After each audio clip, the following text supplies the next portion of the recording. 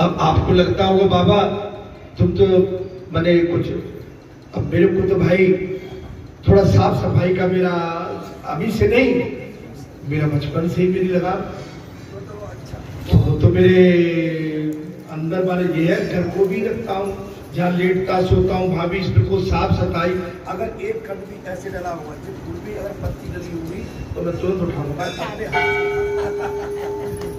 वहां कुछ नहीं होना चाहिए, नहीं कुछ नहीं, माने ये मेरी आदतें खराब है कुछ। बहुत सच्चिदानंद भगवान। समाधि के दो प्रकार है महाराज, एक है जड़, एक है चेतन।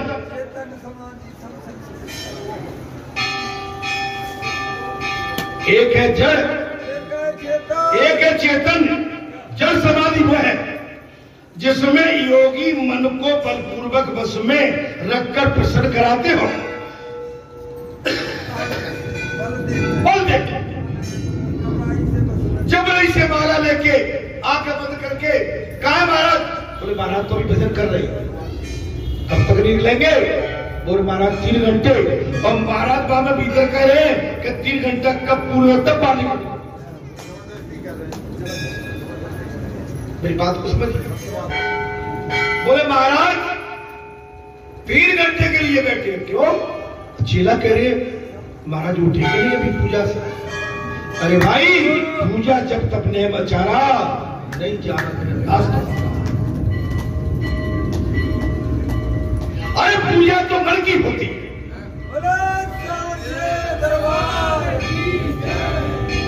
प्रातःकाल उठे,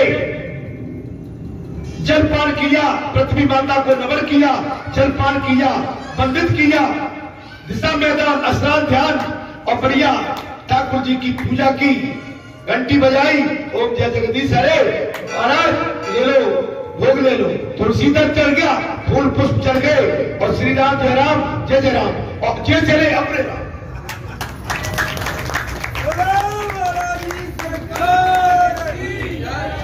जय चले अपने राम। कहां जा रहे हो? आपकी कर्म भूमि पे क्या करोगे? कुछ अच्छा करेंगे।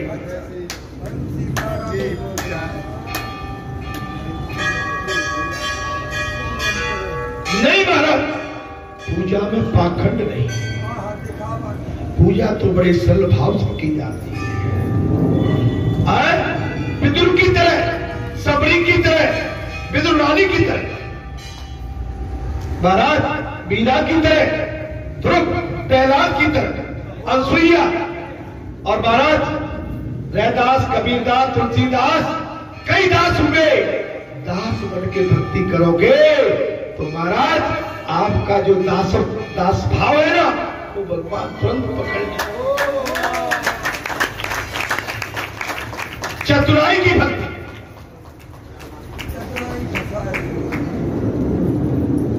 होनी चाहिए।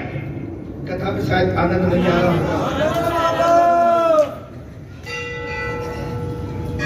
मन पर ऐसा बलात्कार करना कोई अच्छी बात नहीं है। मन को जबरदस्ती बलात्कार बात कर। हाँ महाराज जी अभी निकले नहीं। अच्छा जब 2000 में यज्ञ हो गया ना, तो मुझसे लोगों ने कहा, बोले महाराज अपने साथ एक गन में रखो 24 घंटे। क्यों? अरे भाई आप भारत सरकार हो गए, मेरी सर्दी तो नहीं है कि सरकार तो बैठे। ये बात आई थी मेरे पास। अरे सरकार तो केवल एक ही है जिसकी हुकूमत एक लोक में तो क्या तीनों लोकों में वो अचल चलती है। कभी मनुष्य कभी सरकार हो सकता है क्या? अरे प्रधानमंत्री है वो भी हमारे प्रजा का जननायक केवल, और वो भी प्रजा ने चुन के भेजा है तब तक के लिए, और जिस दिन प्रजा चाहेगी नीचे उठा के रख दे। आप अपने आप को अगर बड़ा मानोगे तो बहुत नीचे चले जाओ, आपके लिए जगह नहीं मिलेगी।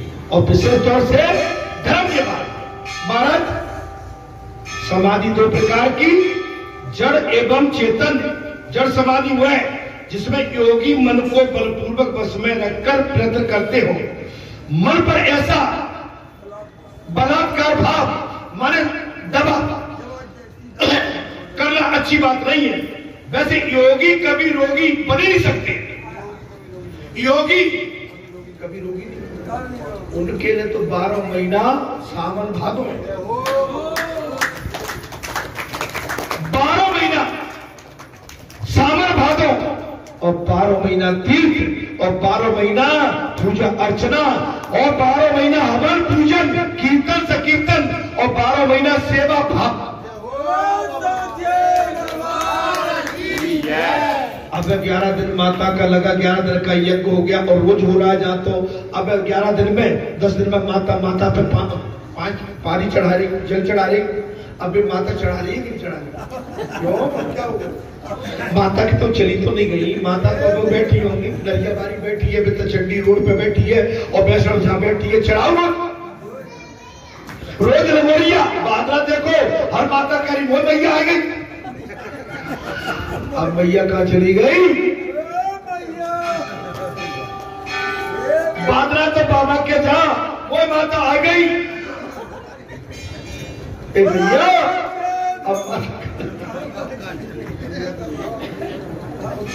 अरे दवाई क्यों आई? अरे भैया तो रोज रहती है ना, जो बुरा कह रहा हूं। जैसे तुम्हारा बाबा 24 घंटे रहता है, अगर वास्तव में मैया, तो मैं भी कहता हूं 24 घंटे आप वैसे ही रहो जैसे बाबा है।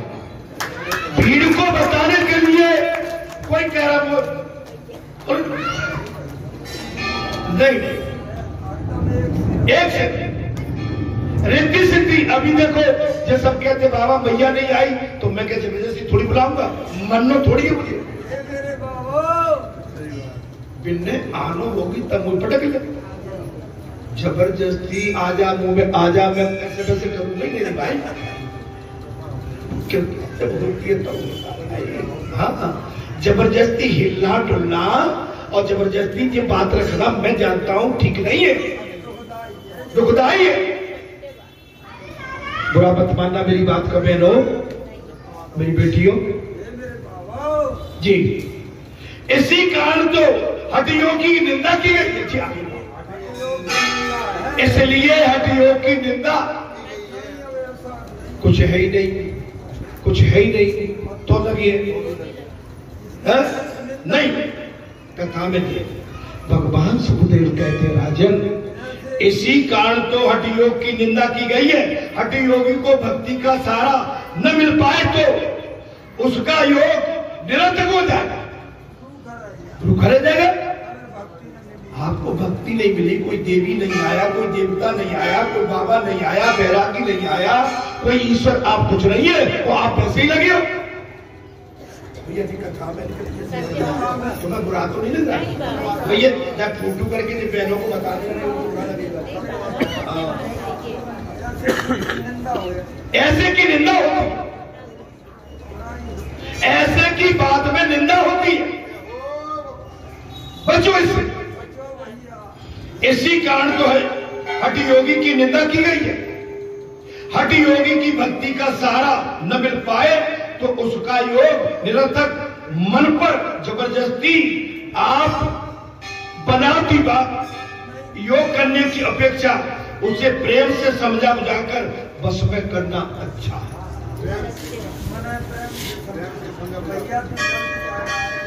जानते हो जब मैया बाबा कभी आ जाते हैं, शरीर के बिल्कुल छिन्नी छिन्ना हो जाते हैं, कई दिनों तक शरीर कराता रहता है।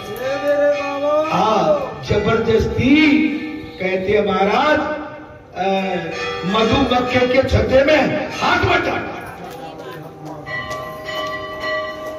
हाथ मत।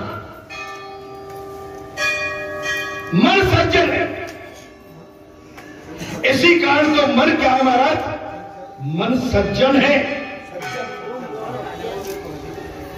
मन की कोई सत्ता नहीं होती।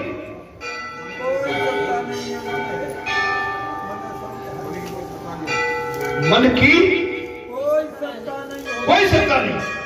मन आत्मा की आज्ञा में है। आप बात को समझिए, मन जो है ना आत्मा की आज्ञा में। भगवान सुखदेव कहते हैं आत्मा के आदेश अनुसार मन को कार्य करना पड़ता है। आत्मा की आज्ञा के अनुसार मन को कार्य करना पड़ता है। मन को शास्त्र में नपुंसक कहा गया। मन में अपना बल है ही नहीं, नपुंसक है। मन को शास्त्रों में नपुंसक कहा गया। भगवान सुखदेव कहते हैं राजन आत्मा की मन तोड़ता है। भगवान सुखदेव कहते हैं राजन आत्मा की सत्ता एवं आज्ञा अनुसार मन तोड़ता है।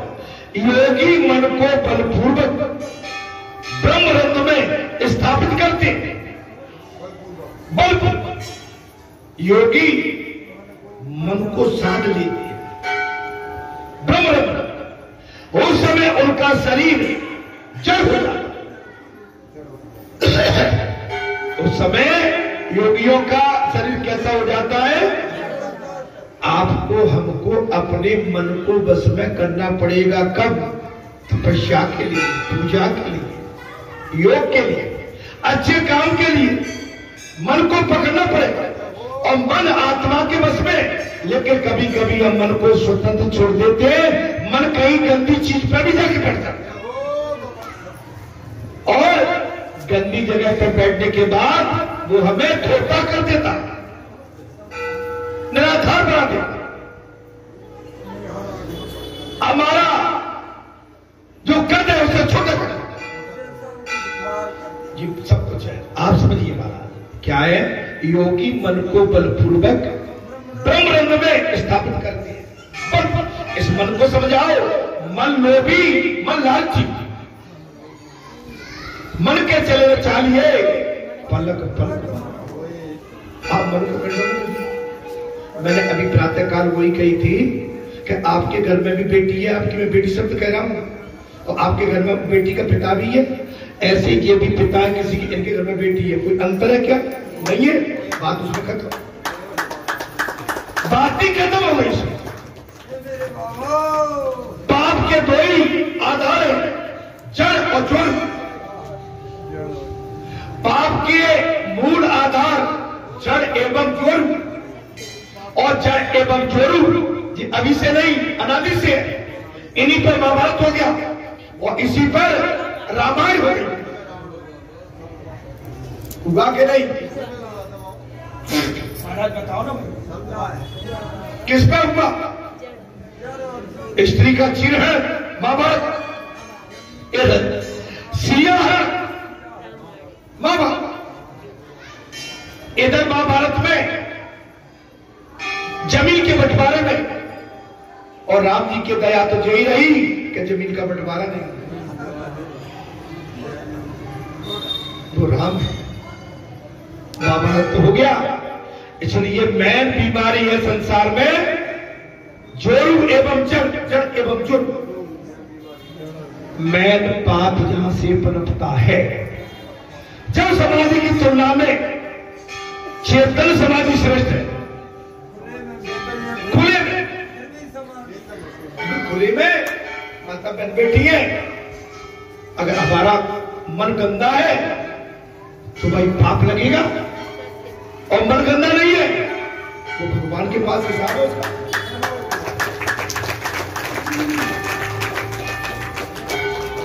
यह कथा तक बैठने की आज्ञा है।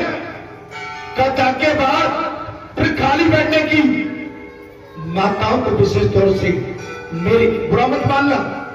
कथा के बाद में फिर जहां बैठने की आज्ञा माताओं को इसलिए नहीं है कि कोई अपवित्र है, नहीं, यहाँ पर तमाम समाज बैठा है। मैं नहीं चाहता आप अपने घर परिवार को पास कर।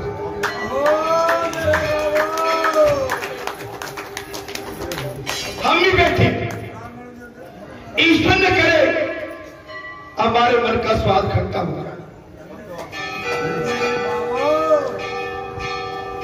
मैं कोई गलत नहीं कह रहा, कहता था, और वो भी खुला मंच है।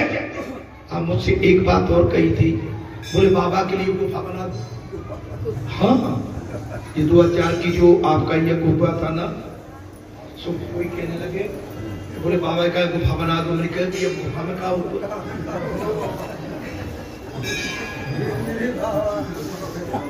कि गुफा में वो अलग वो मिल गया तो गुफा में मिल गए।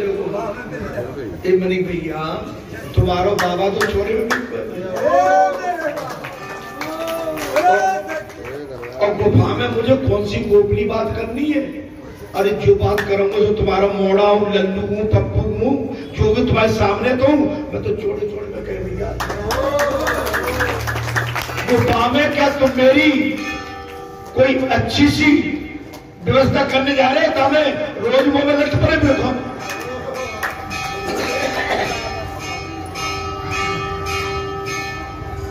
दो चार बातें और बताता हूँ। उस समय पहुंच जाते थे घर पे, फोन ले लिए किसी ने यहां से नंबर से, महाराज मिलना चाहते हैं। मैं क्यों? महाराज परेशान है, मंदिर में मिलिए। घर मेरा घर है, घर में केवल पढ़ाई नार मेरे घर में बिल्कुल बड़ी छुट्टी।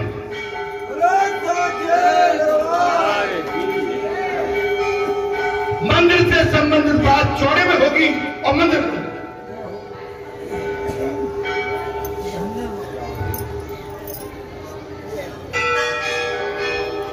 बालनपुर से और एक मुराद सब्जी मंडी से, बोले बाबा हम सब्जी मंडी से बोल रहे हैं रात को 9 बजे। तब मैंने डांटा किसी को, मैंने क्या करते हो तुम लोग? तब बात मुझसे तुम्हें क्या करना है? आना है तो अभी नहीं, ये मैं 20 साल पुरानी बात है। एक मालनपुर से फोन जब तक ठोक दे मेरे की बाइक में कौन है, तब मालूम पड़ा वो एक सरल बहुटिया को मैंने कहा कि बोली थी ठोक दे दी, बाबा मैं मर रही हूँ, मैं मर जाऊँ मैं बाबा। मैंने तुझे अब लेती जैसा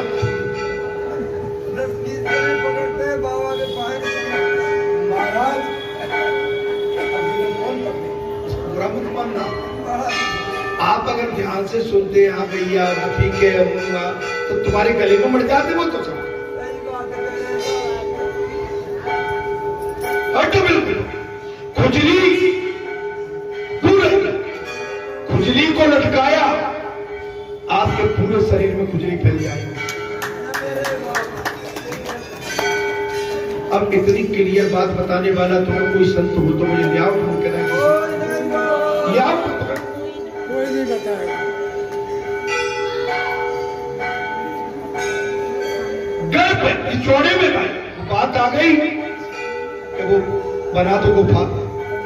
अब मैंने भैया और मुझे 25 साल हो गई, जहां मैंने अपने इस मंदिर में अपने लिए विश्राम के लिए एक कमरा तक नहीं बनाया।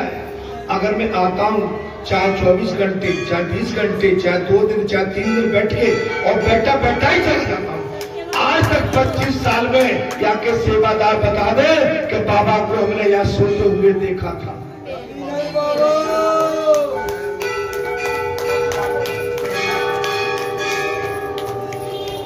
लेकिन 7 दिन तो सोगा भाई।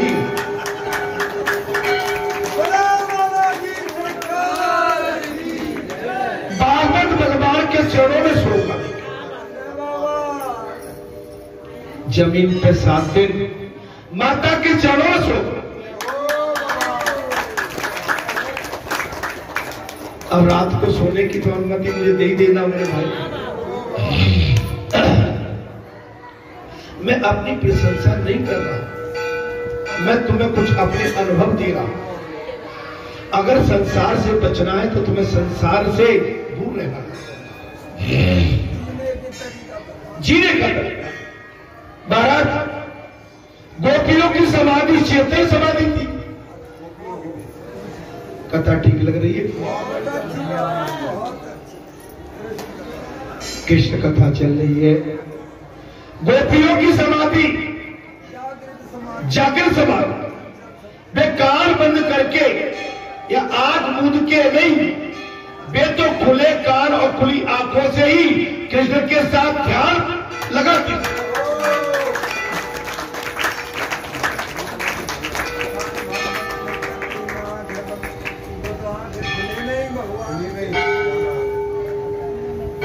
वे तो अपने कानों और आंखों में श्री किरण को ही बसाती थी।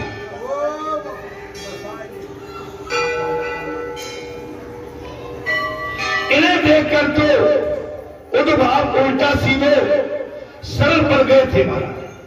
क्या कर गए? इन्हें देखकर उद्भाव उल्टा सीधे सरल पड़ गए थे। वे गोपियां खुली आंखों से भी समाधि लगा सकती थी।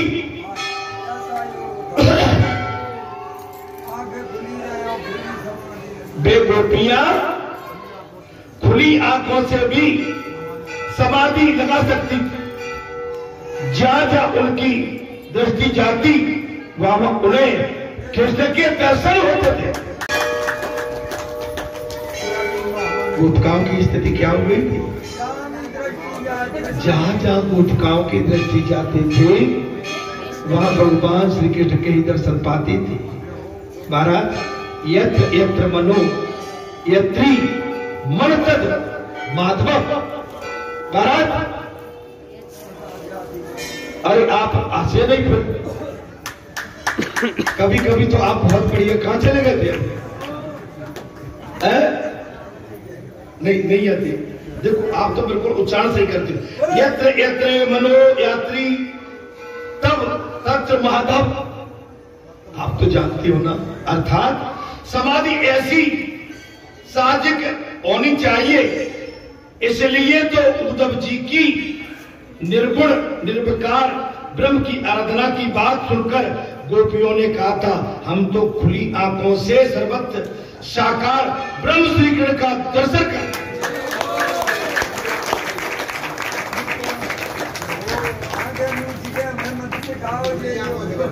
उद्धव जी ने कहा आंखें बंद करके तुम ध्यान लगाओ, ध्यान लगाओ। गोपिकाओं ने क्या कहा? नहीं, अब भैया आंखें, हमारी आंखें होते हुए हम अंधे क्यों बने? हम तो बिल्कुल बिल्कुल सजीवन में और उनकी मूर्ति को दर्शन कर पा रहे हैं। अतः साकार ब्रह्म को छोड़कर तुम्हारे निराकार ईश्वर का ध्यान चिंतन क्यों कर?